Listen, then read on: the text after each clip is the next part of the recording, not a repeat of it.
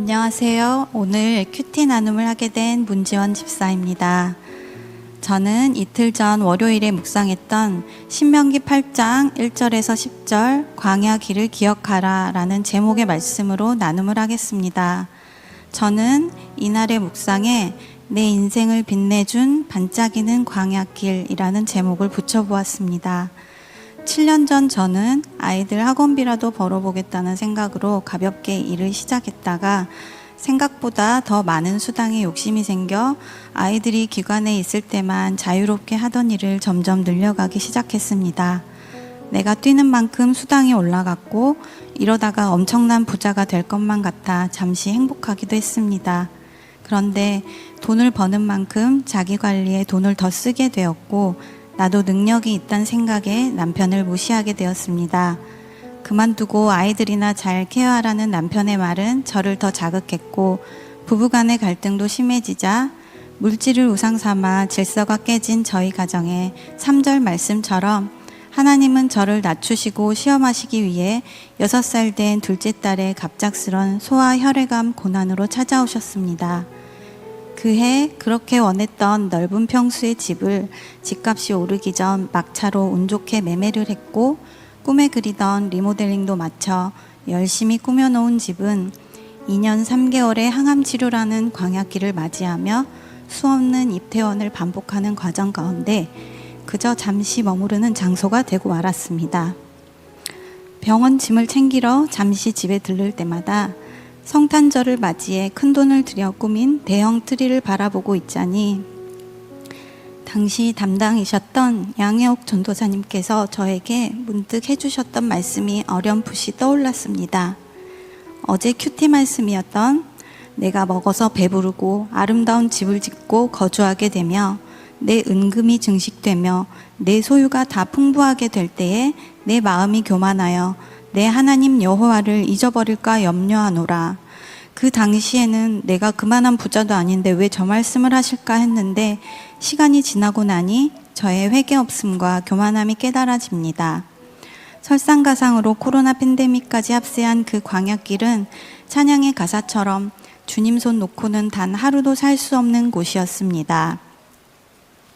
그 시간을 돌이켜볼 때마다 아이 간병으로 몸은 고되고 슬픈 나날들이었으나 그 어떤 때보다 사소한 것이라도 감사로 충만했고 찬양이 끊이질 않았고 예배의 자리를 간절히 사모했으며 병실에서도 복음을 전하고 가족끼리도 사랑으로 충만했던 가장 빛나는 축복의 시간이었습니다. 그 시간을 통해 3절 말씀처럼 사람이 떡으로만 사는 것이 아니요 여호와의 입에서 나오는 모든 말씀으로 사는 줄을 깨닫게 하시고 때마다 순조로운 보험료 지급으로 광야 기간 내 의복이 헤어지지 아니하였고 내 발이 부르트지 아니함을 경험케 하셨습니다. 그때는 저의 삶이 말씀으로 해석되지 않아 혈액암이라는 선고에 이 병은 원인이 없어요. 그냥 아이가 운이 나빴다고 생각하시고 자책하지 마세요 라는 교수님의 말로 위안을 삼았지만 지금 생각해보니 부족한 저희 부부의 구원을 위해 하나님은 어린 딸을 수고하게 하셨습니다. 5절에 사람이 그 아들을 징계함 같이 라는 말씀처럼 이 일은 하나님이 저희를 말씀으로 돌이키게 하시려는 꼭 있어야 할 사건이자 하나님의 크신 사랑의 징계였음을 깨닫습니다. 7절에서 9절 말씀처럼 하나님께서 광야를 지나 아름다운 땅에 이르게 하시나니 먹을 것에 모자람이 없고 부족함이 없는 땅을 허락하셨습니다. 지금은 하나님의 은혜로 둘째 딸이 온전히 회복되어 너무 건강하게 잘 지냅니다. 든든한 믿음의 남편이 있고 이제 착한 두 딸이 믿음 안에서 큰 이변 없이 잘 자랄 일만 남았구나라며 배부르고 등이 따뜻하여 슬슬 광야의 은혜를 잊어버리려 하니 하나님은 올해 예고 입시를 준비하고 있는 중3인 큰딸을 통해 저에게 큰 기도 제목을 주셨습니다. 주일은 지키겠다는 약속으로 보내기 시작한 입시학원은 막상 예상치 못한 여러 대회와 레슨, 단체 연습으로 이변이 많았습니다. 이 아이가 천국 가는 날까지 흔들림이 없을 거라 생각했던 주일 성수가 무너지니 마음이 안절부절 못했습니다. 내 자식 하나 제대로 세우지 못한 내가 학생회 교사를 할 자격이 있나라는 생각이 저를 계속 괴롭게 했고 학생회에서 반주자로 섬기던 딸이 오전 예배만 겨우 드리고 학원을 가기 시작하니 비어있는 건반을 볼 때마다 눈물이 나고 죄책감에 마음이 무거웠습니다. 이 아이가 이러다 구원을 못 받으면 어쩌나 두렵기도 합니다. 그래서 한동안 신명기의 말씀이 더 무겁게 느껴지는 동시에 율법이 나를 옥죄는 것만 같았지만 10절 말씀처럼 오히려 이 몸부림 속에서 말씀이 더욱 가까이 들리는 옥토의 환경을 허락하신 주님을 찬송하게 됩니다. 입시의 합격보다 딸의 구원을 위해 더욱 간절히 기도하게 하시니 감사합니다. 내 자녀가 끝까지 모범생인 자녀였다면 모기고다 다른 학생들을 정죄할 뻔했는데 겸손한 마음으로 학생의 아이들을 위해 간절히 기도할 수 있게 하시니 감사합니다. 그리고 주일 말씀을 통해 자녀의 입시 성공을 우선으로 여겨 어쩔 수 없이라는 핑계와 변명으로 딸이 주일을 범하게 한 저의 죄를 보게 하심 또한 감사드리며 회개만이 살 길임을 명심해야겠습니다. 주님 기도드려요. 아득히 보이는 광야에서 완전한 구원의 길로 인도하시고 상처가 반짝이는 별이 되어 구원의 약재료가 되게 하신 감사드립니다. 광야에서 행하신 주님의 크신 일과 은혜를 늘 기억하게 하시고 평안할 때 더욱더 말씀과 기도, 예배의 자리를 사수하여 미리 맞는 예방주사로 모든 어려움과 고난을 이겨내게 하여 주시옵소서. 구원이 더디어도 조급해하지 않고 내 기준의 크로노스가 아닌 완벽하신 하나님의 카이로스를 신뢰하며 살아갈 수 있길 예수님의 이름으로 기도드립니다. 아멘. 저의 적용은 2가지입니다. 첫 번째, 매 주일 설교 말씀을 평일에 꼭 다시 듣기 하면서 핵심 대지와 질문을 다시 한번 적고 묵상하겠습니다. 두 번째, 밤 늦게까지 애쓰는 큰딸의 컨디션을 잘 살펴 끝까지 큐티의 끈을 놓지 않도록 지혜롭게 권면하겠습니다. 부족한 저의 나눔을 들어주셔서 감사합니다. 여러분, 제가 오늘 또 뭔가를 준비해 왔습니다.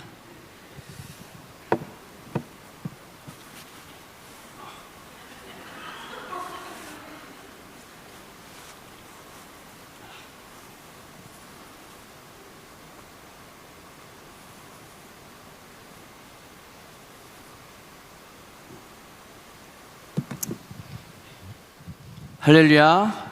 네. 안녕하십니까 여러분. 네. 오늘 여러분의 신앙생활의 진료와 재활을 맡은 수지산성 재활병원 담당이 백종혁입니다. 네. 어디 보자. 하나, 둘, 셋, 너희, 열. 오늘도 환자분들이 꽤 많이 오셨네요. 특이한 건 다들 같은 증상으로 오셨더라고요.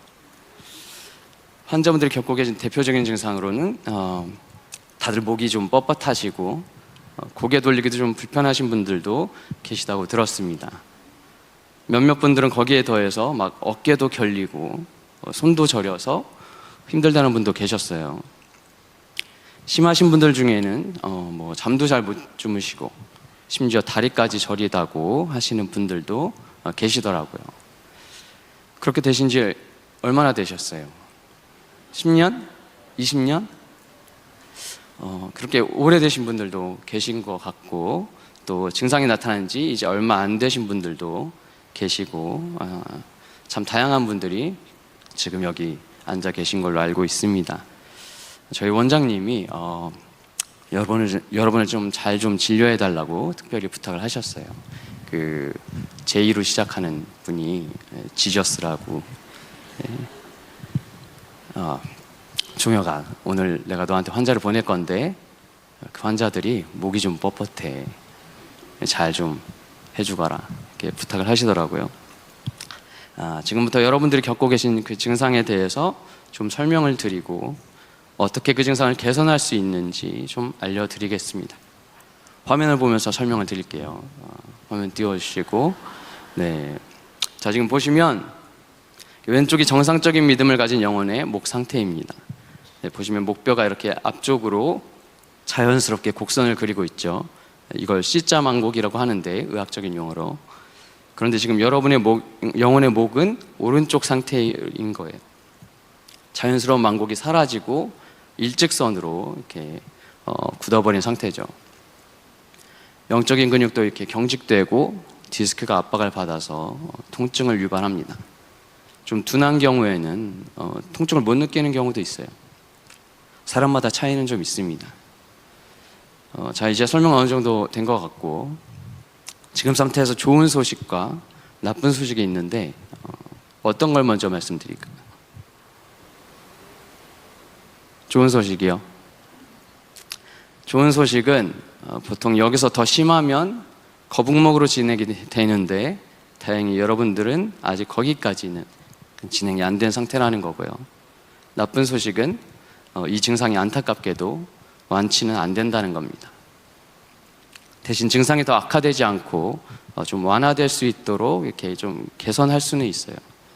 그럼 이제 여러분이 왜 이 증상을 겪고 계신 건지 그 원인과 개선 방법에 대해서 차근차근 알려드리도록 하겠습니다. 원인을 알아야 어떻게 개선할 수 있는지도 알 수 있으니까 지금부터 잘 이렇게 들으셔야 돼요. 지금 여러분 신앙이 왜 뻣뻣한 일자목이 됐는가? 첫 번째 원인은 자신을 낮출 줄 모르는 교만함 때문입니다. 오래전에 활동하셨던 그 모세라는 저명한 지도자가 오랫동안 하나님의 사람들의 습성을 관찰하고 연구해서 신명기란 책을 저술을 했는데, 그 책에 이런 사례가 있습니다. 신명기 9장 4절부터 6절에 모세가 뭐라고 했냐면, 내 하나님 여호와께서 그들을 내 앞에서 쫓아내신 후에 내가 심중에 이르기를 나의 의로움을 인하여 여호와께서 나를 이 땅으로 인도하여 들여서 그것을 얻게 하셨다 하지 말라. 실상은 이 민족들이 악함을 인하여 여호와께서 그들을 내 앞에서 쫓아내심이니라. 내가 가서 그 땅을 얻음은 너의 의로움을 인함도 아니며 내 마음이 정직함을 인함도 아니요 이 민족들의 악함을 인하여 내 하나님 여호와께서 그들을 내 앞에서 쫓아내심이라. 여호와께서 이같이 하심은 내 열조 아브라함과 이삭과 야곱에게 하신 맹세를 이루려 하심이니라. 그러므로 내가 알 것은 내 하나님 여호와께서 내게 이 아름다운 땅을 기업으로 주신 것이 내 의로움을 인함이 아니니라. 너는 목이 곧은 백성이니라. 아멘. 이때 당시 하나님의 백성들이 가나안 땅으로 곧 들어가서 그 땅을 얻게 될 예정이었습니다. 그 땅의 성읍들은 하늘에 닿을 듯 크고 높은 데다가 거기에는 강하고 또 키가 거대한 아낙 자손들이 살고 있었죠. 웬만해선 그들을 맞설 수 있는 민족이 없었는데, 하나님께서 당신의 백성들을 위해서 그들을 멸하시고 백성들을 가나안 땅으로 들어가게 하셨습니다. 모세는 백성들이 하나님의 계획대로 가나안 땅에 들어가게 됐을 때 그들의 마음이 높아질 걸 우려했어요. 그래서 이렇게 경고를 합니다. 너희가 그 땅에 들어간 뒤에 마음속으로 우리가 의로워서 하나님이 우리를 이 땅으로 인도하셨다고 하지 마라. 왜냐하면 하나님의 백성들이 크고 강한 아낙 자손들이 살고 있는 그 땅에 무사히 들어갈 수 있었던 이유는 순전히 하나님께서 그들의 조상들과 하신 언약을 지키시려고 하셨기 때문이었거든요.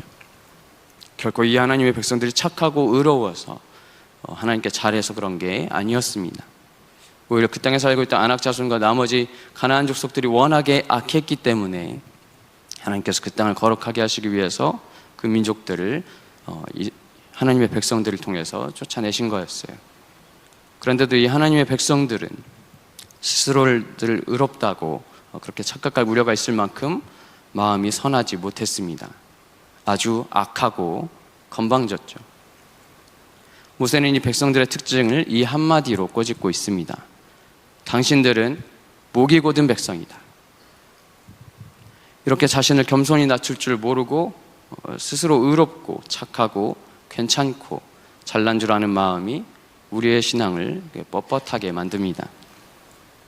여러분도 지금까지 살아오시면서 여러 가지 정말 너무 막막했던 일들이 많으셨을 겁니다. 크고 강한 아낙 자손들처럼 도저히 해결할 수 없는 문제들도 분명 있었을 거예요. 그러나 그런 일들을 해결하고 지나왔을 때 처음엔 감사했을지라도 시간이 차차 지나면서 어느새 마음속에는 감사가 아닌 다른 마음들이 그 자리를 대신하기 시작했을 겁니다.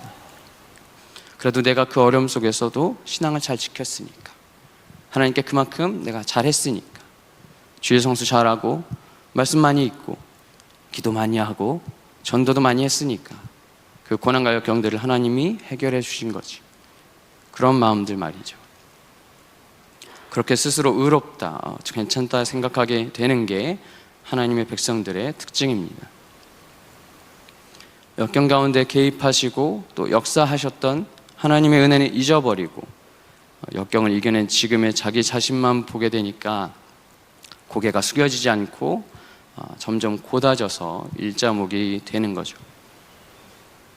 받은 은혜를 어느새 자기 공로로 바꿔버려서 겸손한 마음이 마비되고 자만해져서 목이 곧아지는 겁니다. 그럼 이 부분을 어떻게 개선할 수 있을까요? 먼저 삶의 모든 어려움들을 극복했던 것은 내가 의롭고 능력이 있어서가 아니라 내가 의롭고 능력이 있어서가 아니라는 그 사실을 꼭 기억하셔야 됩니다. 그 모든 역경과 고난 가운데에는 하나님의 개입과 도우심이 있었다는 걸 잊어서는 안 돼요. 하나님께서 여러분의 삶에서 안악자손과 같은 큰 문제와 역경을 극복할 수 있게 해주신 그것들은 여러분이 의롭고 하나님께 잘해서가 결코 아닙니다. 여러분을 구원하신 하나님께서 여러분이 영생을 얻게 될 때까지 지켜주시겠다고 약속하셨기 때문이죠. 그 수많은 사건들 앞에 연약하게 그지없던 여러분을 위해서 맹렬한 불처럼 앞서 싸워주셔서 구해주셨던 하나님의 은혜를 계속 바라보고 고백하며 인정하셔야 합니다. 그래야 여러분의 뻣뻣한 그 자아의 목에 힘이 빠지고 일자목으로 굳어있는 부분이 풀리게 되는 거예요. 우리가 지금 이 자리에 있을 수 있는 이유는 우리의 의로움과 능력으로 인한 것이 결코 아닙니다. 하나님의 사랑에 기인한 약속 덕분이고 하나님이 우리에게 삶의 문제를 해결할 수 있는 능력을 주신 덕분입니다. 지금 재정적으로 큰 어려움이 없는 분들도 여러분이 그 넉넉함을 누릴 수 있는 이유는 하나님께서 재물을 얻을 수 있는 능력을 주셨기 때문인 거예요.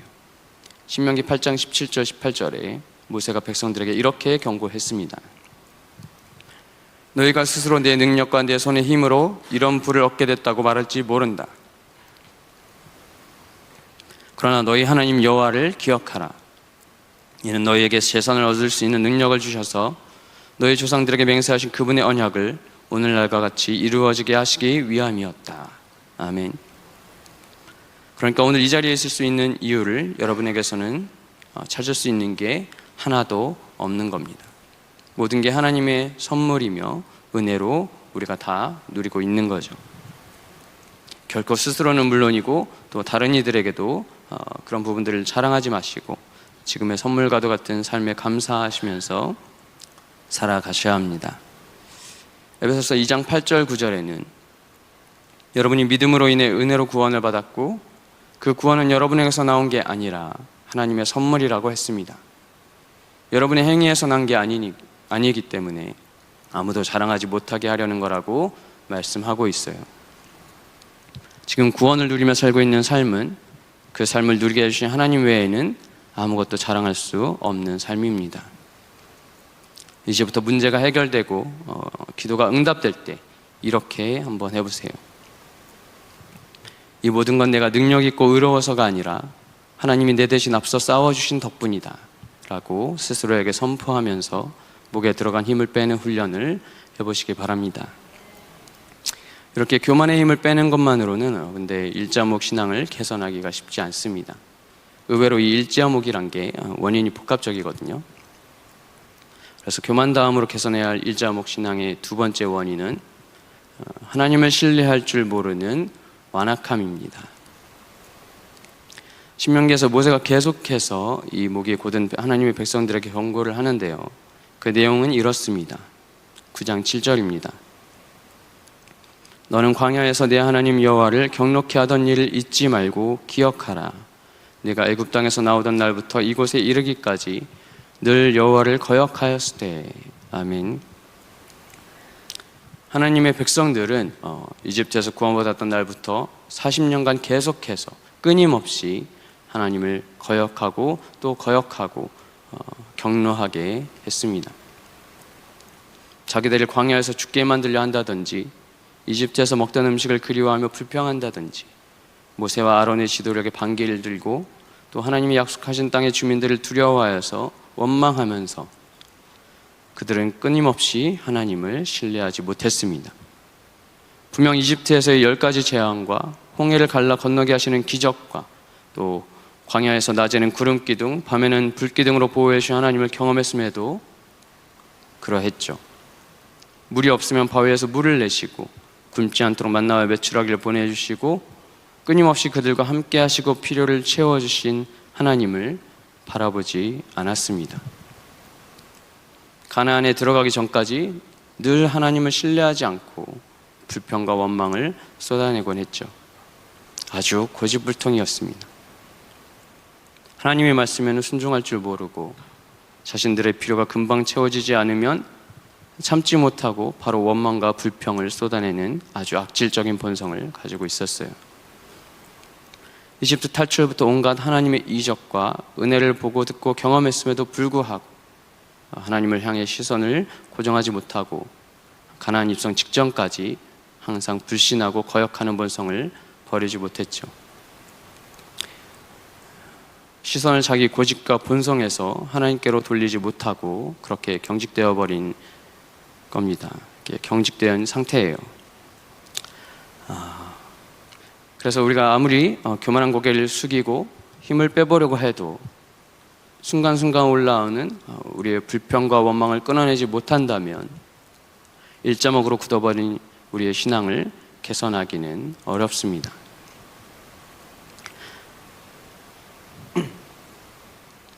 여러분들도 아마 그 수많은 어려움 가운데 지금까지 살아오시는 그 신앙생활 가운데 하나님께서 수도 없이 작고 크게 도와주시고 개입하시면서 여러 가지 기적적인 경험들을 해 오셨을 겁니다. 그럼에도 불구하고 막상 어려운 일이 닥치고 이해가 되지 않는 일이 닥치고 해석이 되지 않는 일이 닥치면 언제 그랬냐는 듯이 어찌하여를 남발하고 왜 제게 이런 일이 발생했습니까? 어떻게 해야 합니까? 라고 원망과 불평을 먼저 쏟아내기 일쑤죠. 그렇죠? 그게 우리의 본성이고 또 특성입니다. 그러나 그럴 때마다 그런 일이 닥치고 또 그 문제 앞에서 그런 감정들이 올라올 때마다 계속해서 우리는 내가 얼마나 연약하고 또 완악한 존재인지 또 그런 존재였는지 그리고 하나님이 그런 나를 지금까지 어떻게 참고 견뎌주셨는지를 꾸준히 돌아봐야만 합니다. 자기 죄와 하나님의 은혜를 기억하는 것은 우리의 완악한 고집을 깨트리고 또 우리 마음의 유연성을, 우리 신앙의 유연성을 되찾아 주거든요. 그래서 신앙생활에 그 이해되지 않는 순간마다, 어려운 일이 찾아오는 순간마다 하나님의 은혜를 기억하고 내가 얼마나 불평과 원망을 많이 하고 그렇게 하나님의 은혜를 쉽게 잊어버리는 존재인지를 그렇게 꾸준히 돌아보시는 훈련을 하시기 바랍니다. 교만의 힘을 빼고 또 완악한 마음도 돌이키게 됐지만 마지막 원인까지 함께 다뤄야 우리가 일자목 신앙의 증상을 개선할 수 있습니다. 일자목 신앙의 가장 위험한 부분은 가장 큰 은혜를 경험하는 그 거룩한 자리에서조차 고개가 다시 죄를 향해 굽어진다는 거거든요. 우리의 영혼을 목이 고다지고 뻣뻣하게 만드는 마지막 그 세 번째 원인은 옛습관을 벗어날 줄 모르는 우둔함입니다. 하나님의 백성들은 하나님의 음성을 듣고도 그들의 옛습관을 벗어버리지 못했습니다. 무슨 얘기냐면 신명기 9장 8절부터 10절에 그들이 하나님을 결정적으로 경록케 한 사건이 기록되어 있는데 그 전말은 이렇습니다. 신명기 9장 8절부터 10절입니다. 호렙산에서 너희가 여호와를 경록케 하였으므로 여호와께서 진노하사 너희를 멸하려 하셨느니라. 그때에 내가 돌판들 곧 여호와께서 너희와 세우신 언약의 돌판들을 받으려고 산에 올라가서 40주야를 산에 거하며 떡도 먹지 아니하고 물도 마시지 아니하였더니 여호와께서 두 돌판을 내게 주셨나니 그 판의 글은 하나님이 친수로 기록하신 것이요 너희 총회의 날에 여호와께서 산상 불 가운데서 너희에게 이르신 모든 말씀이니라. 아멘. 이 하나님의 백성들은 하나님은 바로 코앞에서 만나고 또 거룩하고 엄묘하신 음성을 불 가운데서 직접 들어놓고도 기다리지 못하고 끝내 금송아지 우상을 만드는 선택을 해버렸죠. 40일을 기다리지 못하고 40일이라는 시간을 기다리지 못하고 하나님이 일하시고 말씀을 계속해서 내려주고 계신 그 40일의 시간을 조금도 기다리지 못하고 조급하게 금송아지라는 우상을 선택해 버린 겁니다. 그렇게 굽은 죄의 자리로 다시 돌아가 버린 거죠. 호렙산은 하나님과 이 백성들의 언약을 맺고 계명의 돌판을 받는 신앙의 가장 거룩하고 강렬한 은혜의 자리였습니다. 그러나 이스라엘은 바로 그 은혜의 자리에서조차 고개를 돌려서 금송아지를 만드는 죄로 바로 내리 달려버렸죠. 은혜를 받은 직후에도 쉽게, 너무나도 쉽게 하나님이 아닌 다른 우상을 찾는 죄의 습관으로 돌아가 버리는 지극히 불안정하게 굳어버린 일자목 신앙의 모습입니다. 우리들도 너무나도 똑같지 않습니까? 이 강단에서 어미하신 하나님의 말씀이 선포된 그때에는 열심히 듣고 메모도 하고 또 되새기긴 하지만 교회 문을 나가서 일상으로 돌아갔을 때 언제 그랬냐는 듯이 하나님의 말씀의 교훈들 또 적용들을 잊어버리고 눈에 보이지 않으니까 당장에 눈에 보이는 것들을 쫓으며 눈에 보이는 우상들을 만들어냅니다.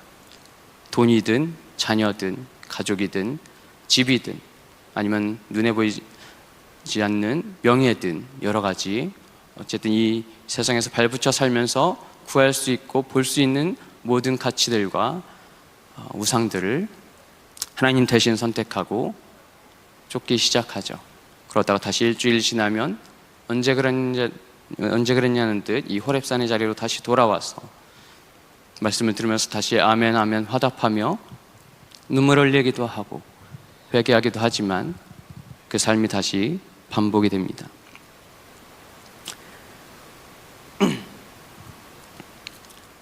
우리의 이 굳어버린 신앙의 자세를 굽어버린 신앙의 자세를 바르게 잡으려면 바른 자세로 교정하는 재활 훈련이 필요하겠죠. 일자목 신앙을 바로잡을 수 있는 유일한 바른 자세의 기준은 하나님이 친히 우리에게 주신 말씀뿐입니다. 자기 경험이나 세상의 가치관이 아닌 하나님 말씀이라는 그 기준점에 우리의 시선을, 우리의 머리를, 우리의 몸의 방향을 정렬할 때 그 어떤 걸로도 달라지지 않던 우리 신앙의 그 일자목 신앙의 자세가 바르게 교정되기 시작하는 거죠. 그래서 항상 우리가 강조를 하지만 하루를 큐티로 열고 또 오늘 나의 생각과 판단의 기준이 하나님 말씀에서 벗어나 있지는 않은지 항상 확인하는 훈련을 매일 거르지 않고 하시기를 바랍니다. 사랑하는 우리 수지난선 환우 여러분, 일자목 신앙의 가장 큰 원인은 뭐라고 생각하십니까? 저도 여러분들을 이렇게 진료를 해드렸지만 저도 일자목이 있어요. 네, 일자목이 있습니다. 의사도 자기 병은 못 보고 못 고친다는 말이 있는데 저도 일자목이 있어서 여러분과 다를 바가 없지만 이 일자목 신앙의 가장 큰 원인은 무엇보다 저와 여러분이 일상생활과 신앙생활 가운데 십자가를 잊고 살기 때문입니다.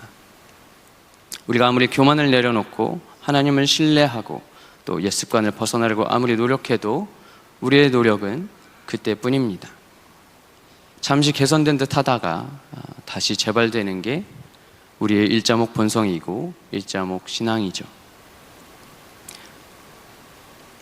그게 다 사실은 우리가 살려고 해서 그런 겁니다.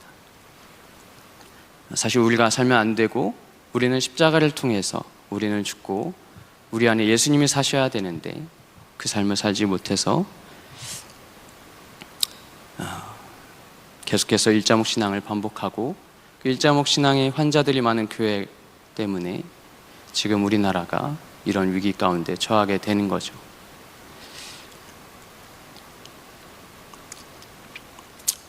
다시 한번 강조를 드리지만 십자가가 우리들의 일자목 신앙을 개선할 수 있는 가장 좋은 재활 기구입니다.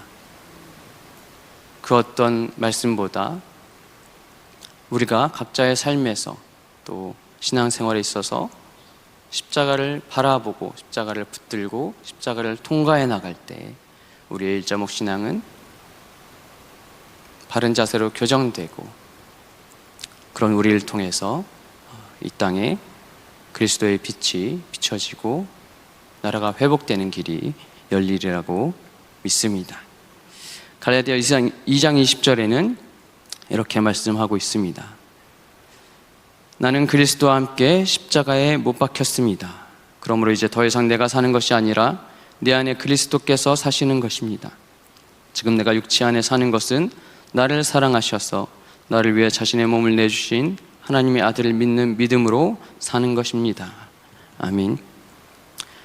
우리가 비록 일자목 신앙으로 여러 가지 뻣뻣하고 마음이 아프고 삶이 고통스럽고 그런 고난을 겪고 있을 수 있겠지만, 이 말씀을 붙들고 십자가 신앙으로 다시 새롭게 재활되어서 건강하게 각자의 삶에 또 각자의 자리에서 하나님의 백성으로서 빛을 비추며 살 수 있기를 간절히 소망합니다.